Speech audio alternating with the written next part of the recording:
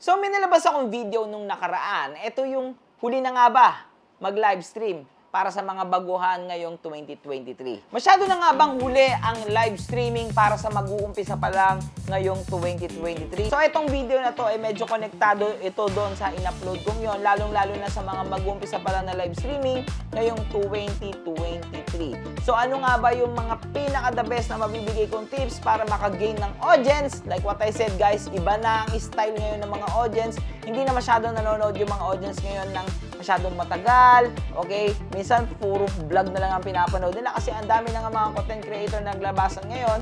So, mga kapatid natin, itong video na to, makakatulong ito, lalong-lalo na again, sa mga nag-uumpisa pa lang na live streamer. Kaya, syempre, mga kapatid natin, kung gusto nyo pa maging updated sa mga ginagawa nating streaming tips, PC build at unboxing, don't forget to like, share, and comment, subscribe, at yung malita bell para lagi kang updated sa ating ginagawang video. So, tara! Umpisa na natin.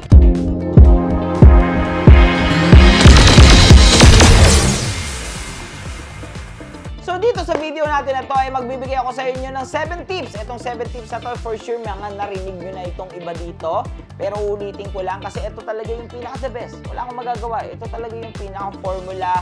Okay, ito talaga yung pinaka-tamang gawin kung ikaw ay isang live streamer at gusto mo magkaroon ng magandang career dito sa live streaming. So number 1 na nga mapatid natin, syempre, platform. Kung anong platform mo, nandiyan again ang iba't ibang mga social media, ikaw nang bahalang pumili kung anong gusto mo. Okay, basta siguraduhin mo lang na merong magandang recommendation yung platform at merong magandang tao or na gumagamit ng platform. So, nasa Pilipinas ka, number 1 na dyan, syempre, si Facebook and TikTok. Kasama na rin dyan sa tip number 1 natin ay syempre, yung game na kung saan ka magaling. Or hindi ko sinasabing magaling, pero kaya mo talagang laruin. Yung hindi ka naman mukhang noob dun sa laro na yon. Huwag kayo magla-livestream ng noob kayo sa laro na yon. Na ang puhunan nyo lang ay pogi, puhunan nyo lang ay ganda, puhunan nyo lang ay cleavage or what. Guys, wag! Promise, wag! Sisira lang ang buhay ninyo. Huwag mong subukan. Masisira ang buhay mo. Tip number 2, para sa mga nag-uumpisa pa lang, okay? Ito yung hindi ko ginawa before dahil nahiya ako at walang naniniwala sa akin. Pero guys, ngayong 2023, hindi nyo na kailangan mag-explain. Dahil alam na ng mga tao yan, ang dami ng mga yumaman, dami na nabago ang buhay pagdating sa live streaming.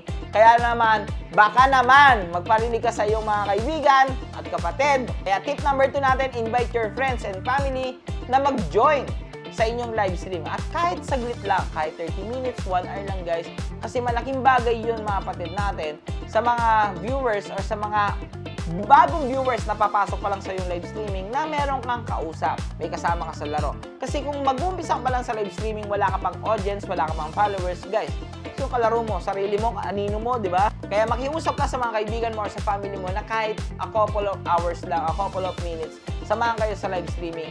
Napakalaking bagay nun para ma-boost ang inyong live streaming or yung umpisa ninyong live streaming, guys. And then, in the long run, may mga papasok ng viewers yan, edi mga viewers na ninyo, yung mga ayayin ninyo, maging kalaro ninyo. Tip number 3, eto na, meron ka ng viewers. Kahit isa lang yan, guys, kahit isa lang yan.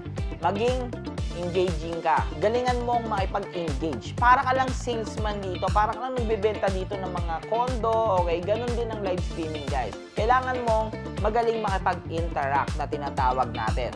Wala ito sa number sa dami ng viewers, okay? Mas maganda lang masanay ka sa onte kasi pag dumami ang viewers mo at hindi mo na-interact lahat yan, aalis din lahat yan.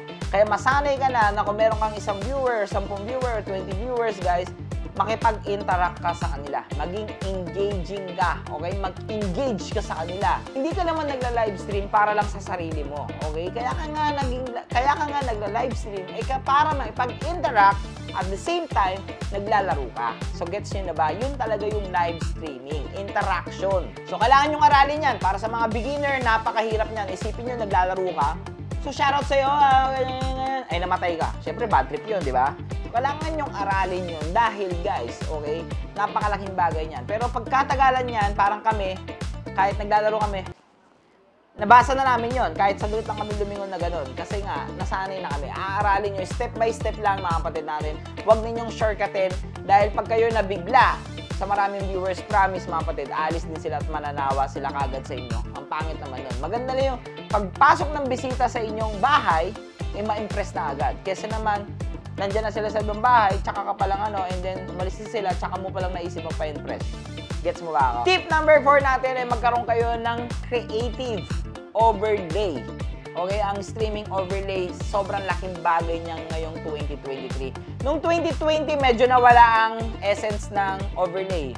Mas nagkaroon ng factor yung simpleng layout or malaki yung camera, mas nagkaroon. Pero ngayon, naiiba-iba rin yung meta. Ngayon, 2023, sobrang laking bagay ng streaming layout. Kasi, the more na minimalist at napakaganda ng mga lumalabas na pop-out sa inyo, guys. Okay? Meron akong mga pop-out niyan about your goals, stars, gifts, guys. Okay? Makikita nyo sa ating channel about kung paano maglagay nyo sa streaming layout. Pero, speaking of streaming layout, guys, baka naghahanap ka ng malupit ng animated, high quality, at guys, copyright free. Saktong-sakto ka dahil this video ay sponsor ni Onda.tv. Sobrang dami mong pwedeng pagpilian dito na themes na pwedeng bumagay sa iyong live streaming layout. Nandito na lahat. Example, the webcam overlay with the labels, green screen webcam with the labels, at mga animated talking banner, animated overlays, at mga scene transition na pwedeng mag-improve para sa iyong live streaming. Meron na ring starting banner, pause banner, at ending banner. Kung gusto mo ng mga gaming profile, gaming background, gaming cover photo, gaming panels, lahat ay nandito sa Onda.tv. Gusto mo rin ng mga emojis or mga subscription stickers, meron din dito sa Onda.tv. Napakadali lang pumunta dyan, mga kapatid natin. Makita nyo po yung link sa ating description box, www.onda.gg/boss_lucio. At once na may binili kang streaming layout dyan sa Onda.tv, meron kang 50% off once na gamitin mo ang coupon code na Lucio. Gumanda lang yung streaming layout, makamura ka pa. So kung wala pa kayong budget pambili ng mga streaming layout, pwede naman, marami din akong tutorial about sa mga free, mga kapatid natin pagdating sa streaming layout natin. Pero make sure na maging creative kayo. Huwag din yung gagayahin yung nandun sa ibang streamer. Hindi kayo makakabuo ng sarili ninyong branding or ng inyong sariling pangalan. Okay? Guys, maging creative kayo. Mas magandang makita ng viewers yung angas. Si Boss Lucio yun eh. Oo, si Boss Lucio lang yung may ganun. Diba? Mas okay yun. Kahit onti viewers mo, at least tumatatak ka sa isip ng audience, mga kapatid, malaking bagay yun. Tip number 5 natin. Ito yung mga nakikita ko, guys, lalong-lalo na sa mga spoiled brat dyan. Naririnig ko to. Ang dami ko naririnig na ganito sa mga data blitz. Okay, mga mayayamang bata. Okay, magla-livestream sila. Mag-uumpisa pala sila mag-livestream. Sobrang expensive ng headset nila. Sobrang expensive ng mga mouse nila. Again, wala akong kaso doon. Kung kaya ninyong bumili ng sobrang expensive gears, lalong-lalo na expensive live streaming gears, walang problema doon. Pero paano sa walang pambili? So, ang importante lang para sa akin, guys, huwag kayo mag-focus sa mga expensive gears. Okay, mag-focus kayo dun sa mga kayang paandarin or gawin yung mga gusto ninyong gawin, like yung mga nilalaro nyo. Okay, okay na yon. Kahit pa China brand lang yan or local brand lang yan, importante gumagana yon. Dahil again, ang live streaming is not focusing on your game. Ito ay more on interaction. Mag-focus kayo sa mga dapat na bagay bilhin pagdating sa inyong live streaming gears, okay? At make sure na kaya ng panda rin, okay na yun. That's it. Tip number 6, medyo related din ito sa sinabi ko kanina. Ito na nga yung kailangan ninyo mag-focus sa inyong gaming and engaging, okay? So, kailangan talaga, mga kapatid natin, malaking bagay talaga ito na kahit maglalaro na kayo, talaga mag-multitasking ang utak ninyo, mga kapatid. Okay? Kahit hindi nyo nakikita yung mga viewers, dahil busy nyo sa paglalaro nyo, magsalita kayo para magtuloy-tuloy yung comment section ninyo pagdating sa inyong mga audience. Again, the more na nagko-comment sila, the more na gumaganda ang takbo ng live streaming mo. Binabato ka sa mas maraming tao, especially to your non-followers. Okay? Ganun ka-importante ang engagement.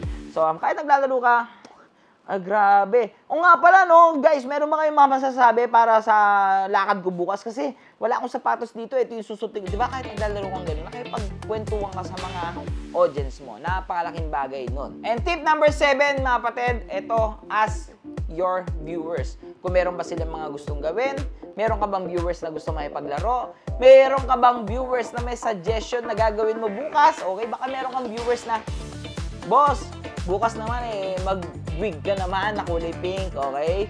And then, i-invite ko yung mga friends ko. Malay nyo, may mga ganun kayong mga viewers. Malaking bagay yun, mga kapatid natin. Kasi mas ma-appreciate ng viewers na grabe, napaka-special ko dito kay Boss Lucio. Kasi nag-request lang ako ng ganito, ginawa niya agad. Sobrang sosuportahan ka nun, mga kapatid. Maniwala kayo sa akin, kahit anong mangyari, susuportahan kayo nun. Kasi guys, pinagbigyan nyo siya at maraming mga taong ganyan at marami akong kilalang mga ganyan, especially OFW na naho-homesick dun sa bansa kung nasan sila.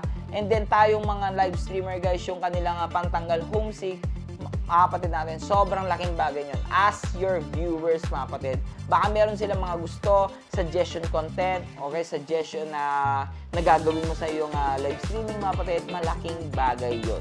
So mga kapatid natin, again, ulitin nyo lang yan 7 tips na binigay ko sa inyong yan. Napakalaking bagay yan, especially sa mga nag-uumpisa pa lang ngayon 2023. Kaya kung gusto nyo pa makita ng mga streaming tips, please build that unboxing guys. Don't forget to like, share, and comment, subscribe at simulate the bell para lagi kayong updated sa mga ginagawa natin video. Again, this is Luis Teves, aka Boss Lucio, ang inyong stream coach para sa inyong mga stream and tech problem.